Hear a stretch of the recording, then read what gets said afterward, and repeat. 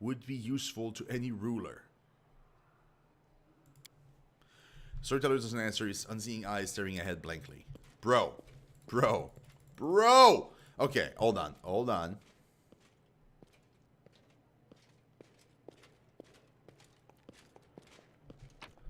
Okay. Hold on. Does it say? An antiquities expert. Relic collectors. Antiquities expert.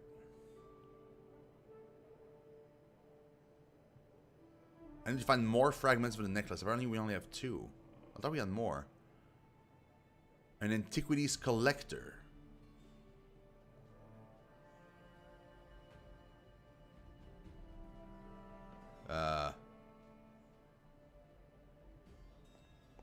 Let's try a bunch.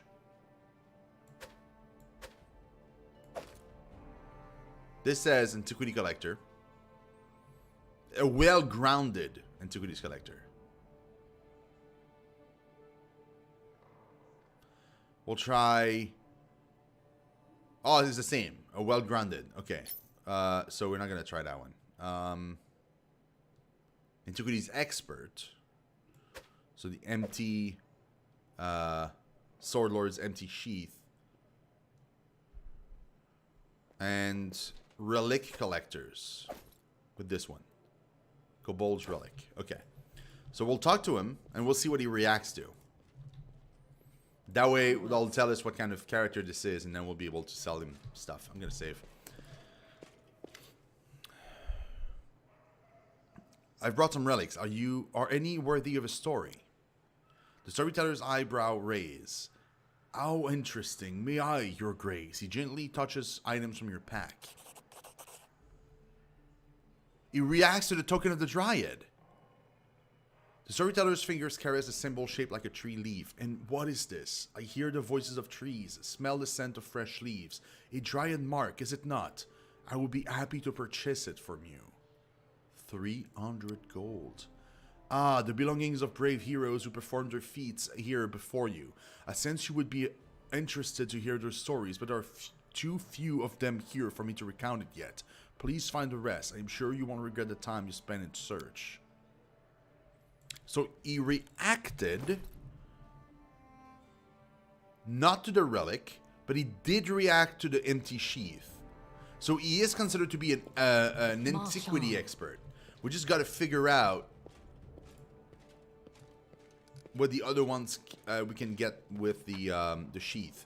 I think Restavik Sword Lords. Okay, see all of these we'll bring with us. So we know he buys them. Antiquities expert. Restavik Inquisitor broken crossbow. Restavik Paladin crumpled helmet. See, we have a bunch of these. Maybe those 3 together now do something with it. We might as well bring that to the guy. Maybe he'll be able to say something or use it for whatever. What else we got here? Even more of that. Oh, dude, we have way more Scorched Necklace fragment than I thought we did. We'll bring him. Antiquities collector.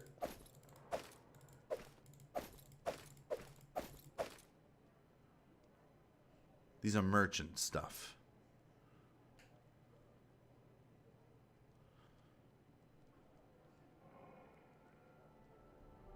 Yeah, these are all merchant items. I think the antiquities, like, they have the shine around them. Like the circle around them. Except for the rings, maybe. The coins, I mean.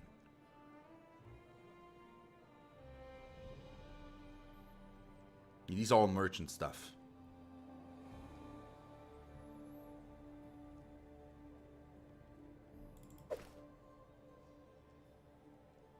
Merchant.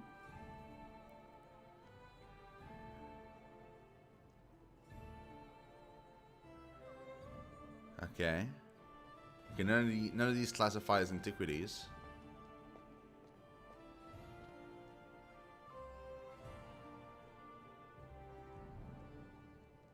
Okay, no. Cool. These, though, we'll bring with us. Thank you.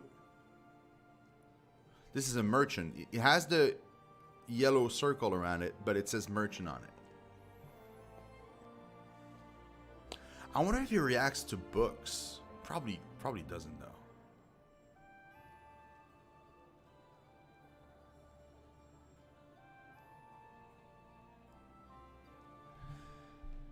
We'll go with these first. We'll see what he says. We might actually make bank, you guys. This might be it. We might be freaking rich. Save again.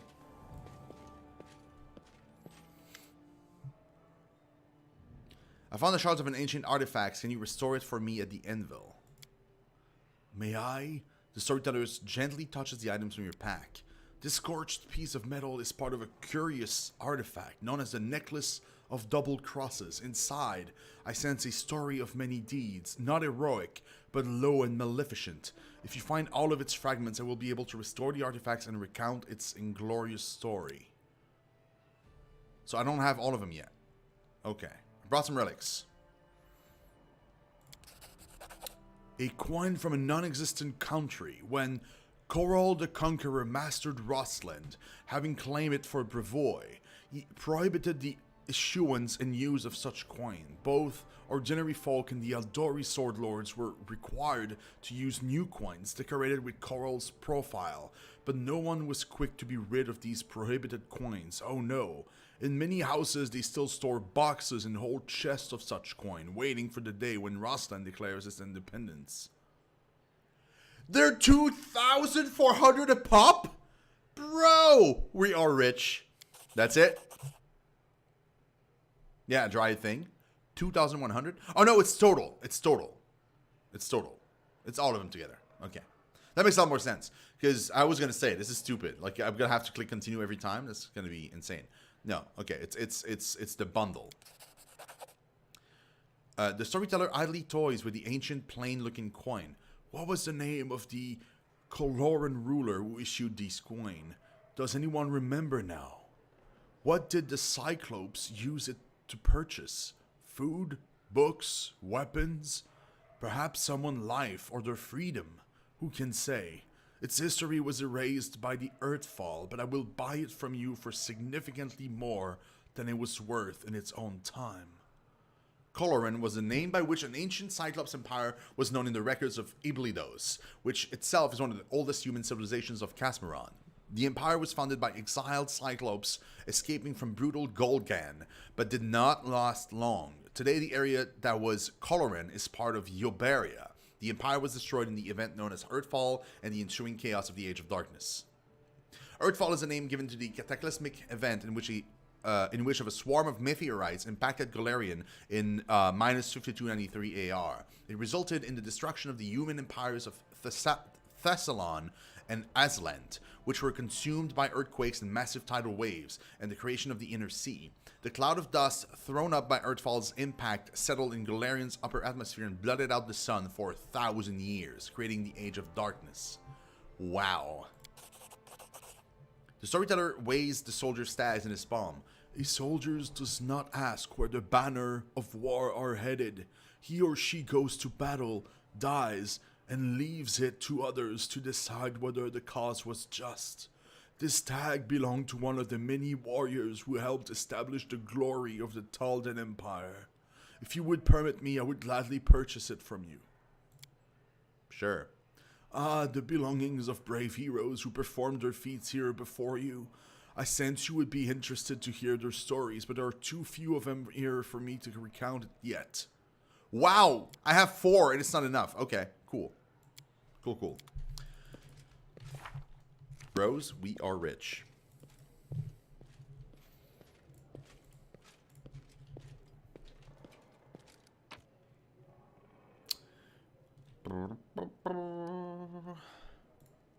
Can I not? No. There's no way to... Oh. No. I can't?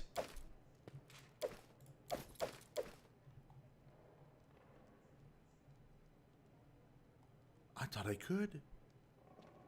Wait, what are the other fragments of the necklace? Ah, there they are. I got scared for a second. So there's no sorting in the bag. Wow, that's gonna suck. Whoa. That is shitty. Okay, well, whatever. We're fine.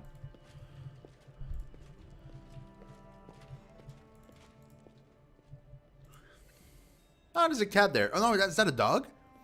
I think that's a dog. It is!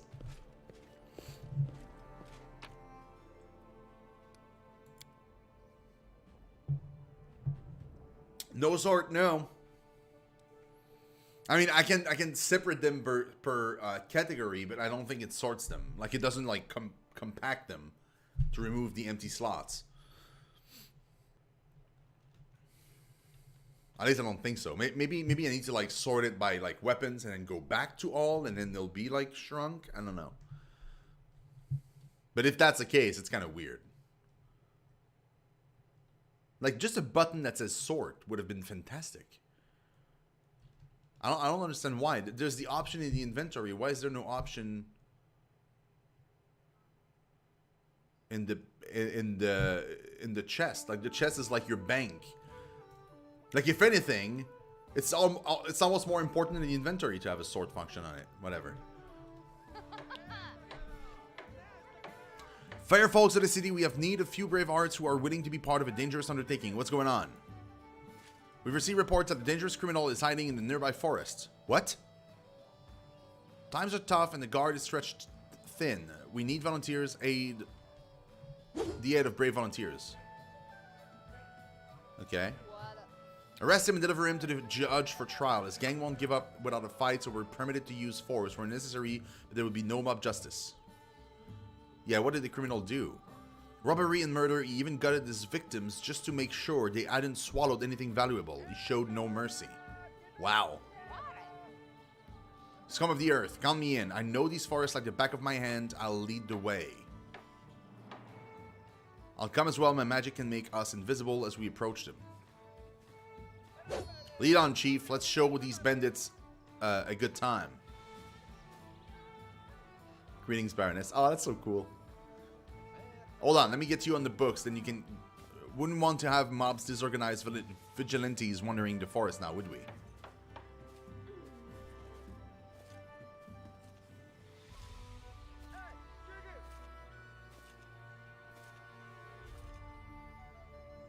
Okay, now it's starting again. Okay, that's kind of cool.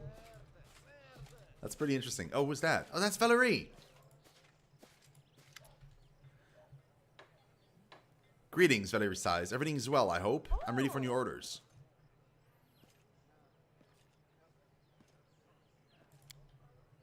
As you wish. Why is he sighing, though? Highland and Delia. Highland, you see a stout man suited in well-worn armor. His face is framed with silvery stubble, and his fleshy nose is red and pockmarked. He radiates perfect calm. As you approach, he bows, respectfully and with dignity. Highland, your grace, captain of the city guard. Oh, cool. A young dwarf girl salutes you awkwardly. Delia, assistant to the captain. Happy to serve your grace. I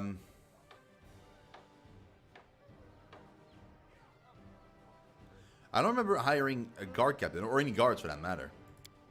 I came here from Resta with a dozen of my best guard by order of Lady Jamendi Eldori, your grace. I hired the rest from among the locals. Don't you worry, your grace. We're now the subjects of the barony. We've sworn to serve you faithfully and loyally, and you can count on us. Besides, we draw our salaries from your chests. Okay. The captain looks at the female guard raising his brow, then sighs and looks at you. Of course, every one of us is ready to die protecting your grace, but there's still some work to be done when it comes to discipline. You know that dwarven author, Baldric Zebras, Garlic Tundras? The name escapes me. My boneheads used to read his books about guard duty and guard duty. I'll have to teach them a lesson or two. Garlic Tundras. Oh man, I love this. I'd like to learn something about those who serve me. Of course, your grace. I've been a guard all my life. I started the snot-nosed runs in the Night Watch. The Night Watch? Game of Thrones, anybody? Restov is famous for its fencing schools. Young people from all the river kingdoms come to study there. It seems every other person has a sword, and every third thinks they know how to use it better than all the rest.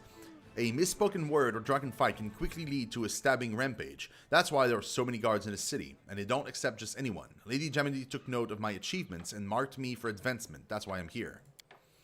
As for Delia, I found her on the street about a decade ago. I remember vividly. A tiny dwarf girl sitting on the temple steps, dirty face, barefoot, feeding a piece of bread to a stray cat. I saw her and my heart missed a beat.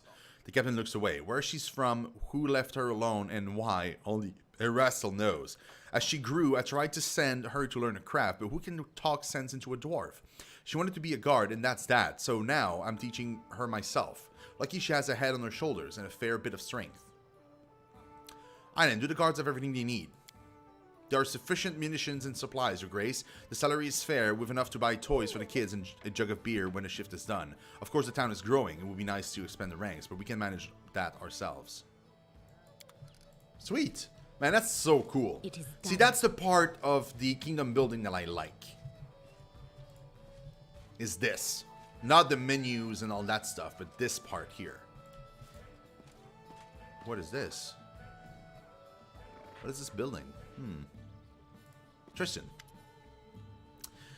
Tristan smiles as you approach. Greetings. How may this humble chosen of the great seminary help you? Tell me about yourself.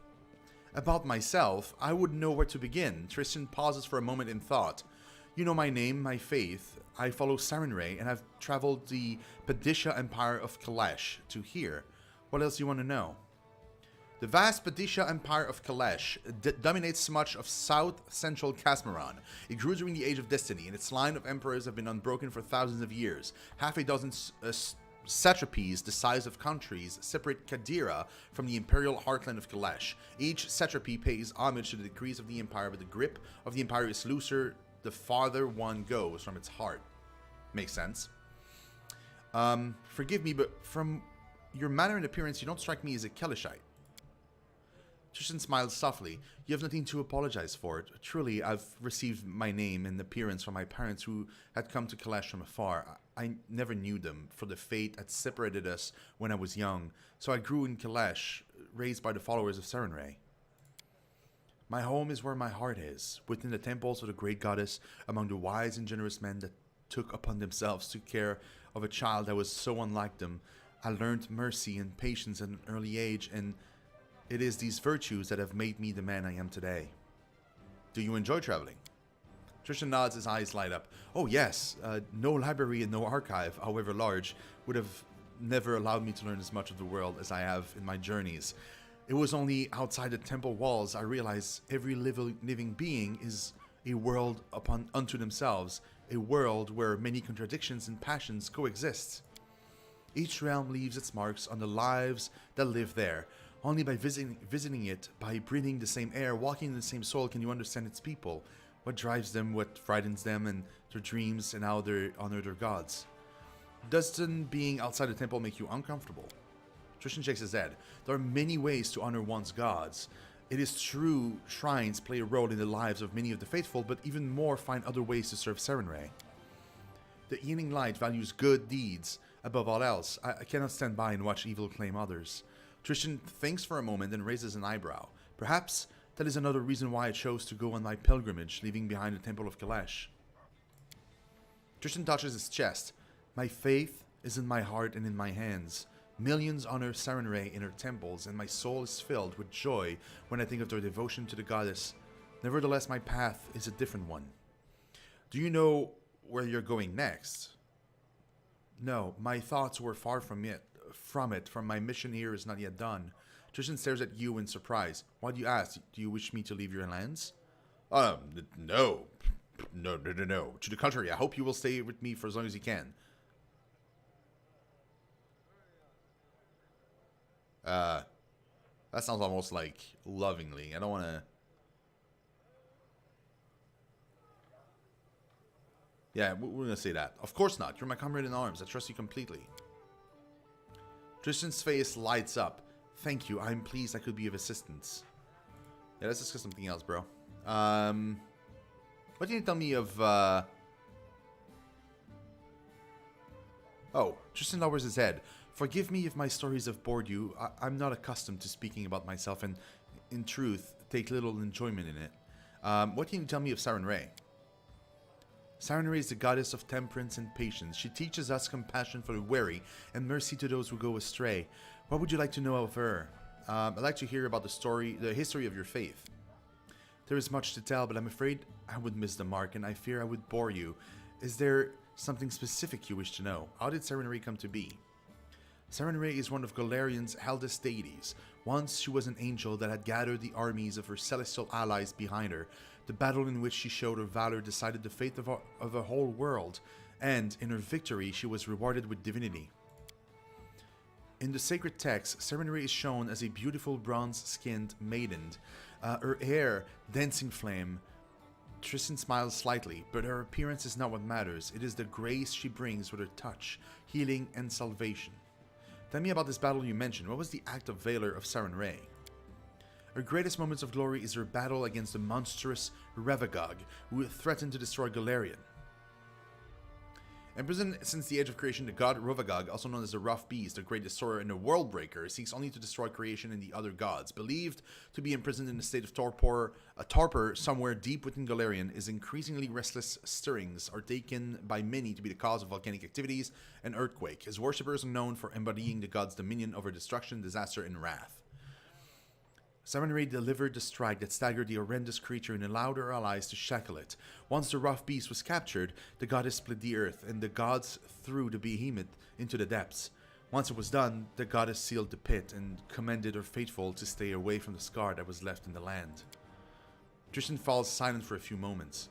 Alas, mortal beings are imperfect. Not even the most faithful among us can always follow their deity's commandments, and even when such commandments are meant to save the world and their followers, I, for one, pray the goddess is never again as furious as she was with Gormaz.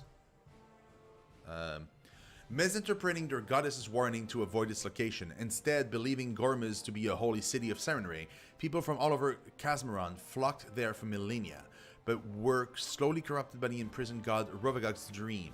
Sarenrae continued sending portents and visions to her faithful in Gormaz during this period, but they were ignored or misinterpreted. She finally sent her herald, Koal, to the people of Gormaz in minus 3923 AR, but they had been so corrupted that they destroyed him instead. In an act of great wrath, Sarenrae smote Gormaz with her scimitar, destroying it completely and creating an enormous rent in the earth that eventually became known as the Pit of Gormaz. From this great chasm have emerged some of the most powerful and destructive creatures in the world's history, known collectively as the spawn of Revagog. Holy shit. You've mentioned Gormaz. What happened to it? I just read it, but whatever. Tristan sighs. An error of faith. Perhaps a lesson, but it speaks to the danger when one listens to mortal words and one stops listening to their faith. Sarenrae forbade her followers from coming near the place of Revagog's imprisonment, but some of her priesthood misread her will and began to preach of a sacred place where the mightiest of temples dedicated to the goddess were to be constructed. The people listened to these sermons and went forth to the lands touched by Sarenrae's scimitar. On the scar that sealed the well, they founded Gormaz, a holy city that was to become the greatest monument to Sarenrae. Unsurprisingly, after the city was built, faithful from all Golarion traveled there to worship. Sarenrae sent omens and visions, urging her followers to leave their dangerous place filled with the dark will of the shackled Revagog, but in their pride the people misinterpreted or ignored her signs altogether, for they had already come under Revagog's influence. Finally, the goddess sent her herald to the city, but a fanatic killed him. Realizing the people had turned from her, the enraged goddess smote Gormaz, raising it from the face of Golarion with a single strike of her scimitar. Tristan shakes his head. Today it is called the Pit of Gormaz, a well of pain and suffering. Tell me about the Pit of Gormaz. Tristan shakes his head. It's a great crevice in eastern Casmeron. The land surrounding it are dead, soaked in poison. The Pit of Gormaz seems bottomless, until someone dares to gaze into its depths, and who have dared tell of a strange distant glow, a glow that followed them in their dreams ever since. Oh, that's almost Cthulhu-like. I like it. Throughout all of history, the Pit of Gormaz has spawned creatures, hideous beasts of overwhelming power and driven by only a single desire to destroy everything they see.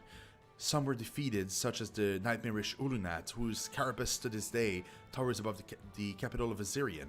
Others proved too strong to be defeated by mortal hands. Tristan frowns. The most terrible of them all was the Tarask, the Armageddon engine, who to this day lies dormant deep beneath Avistan. Oh, dude, I hope we don't get to kill the Tarask. Whoa, bro, this is so cool. Okay. Have wars ever been waged in Sarenrae's name? Tristan sighs. Alas, yes. Terrible battles were once fought between the followers of Netis, Norgorber, and Sarenrae in the land now known as Rahadum. To my shame, I must admit that this conflict was started by my brothers and sisters. They came to a foreign land to make way for the goddess's light with sword and fire.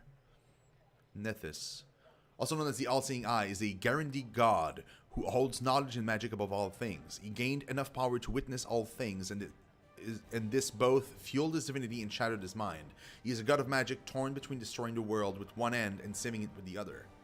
Interesting. Norgorber is known as the once mortal god of thievery and assassination, as well as a keeper of secrets. He's called the Reaper of the Reputation by some, but he has more insidious titles amongst worshippers who venerate his other three aspects: Black Fingers, Father Skinsaw, and the Grey Master. I almost said Gay Master. He remains an enigma to most, and his true motives are unknown. Many of his own followers remain ignorant of his plan and designs. Norgorber is the only evil god amongst the Ascended. Rahadum. The nation of Rahadum is northwestern Garand. In northwestern Garand, it is unusual in that it is the only nation known to have forbidden the practice of any and all religions in the wake of an oath wars, which raged centuries ago between the faiths of Netis, Norgorber, and Sarenrae. Wow. The calamity became known as the Oath Wars, a catastrophe that led the inheritors of Rahadum to deny all gods, banning all faiths from their lands. Alas, the mortal vessel is imperfect, and even pure faith may be distorted by blind ambition. Tristan goes silent for a moment, and great suffering may occur in its name. Okay, what are the teachings of Sarenrae? Solar Flame Goddess is the light of salvation, even to those who have been forsaken by the other gods. She teaches us mercy and forgiveness, for as long as they may be useful to a soul's salvation.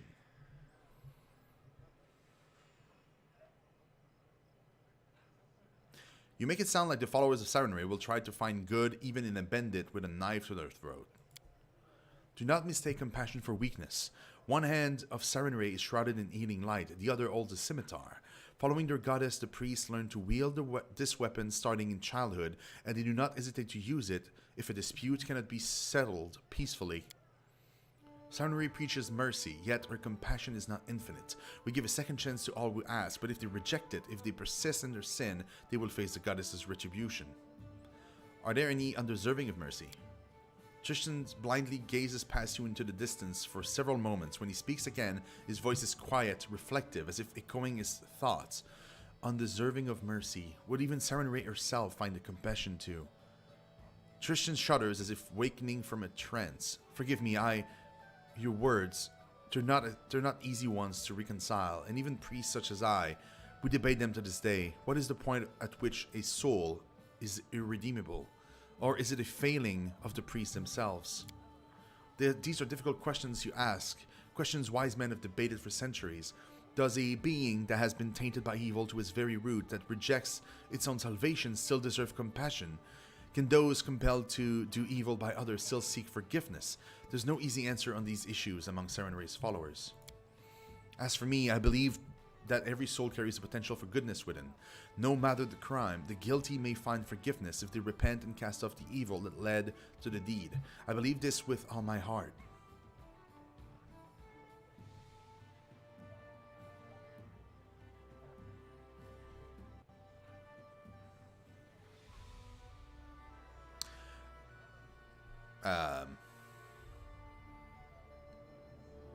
I don't agree. There are crimes that cannot go unpunished. Lawful good. Yes. Tristan folds his arm. What is of greater importance, a living soul or the laws of nations, one's salvation or observance of rules? Know that I hold you in high esteem, but it is difficult for me to agree with you on this issue. What are your duties as a follower of Sarenrae? My goddess strives to see the best, even in the dark gods. She never abandons the hope of their redemption. The priests of Serenray follow her teaching.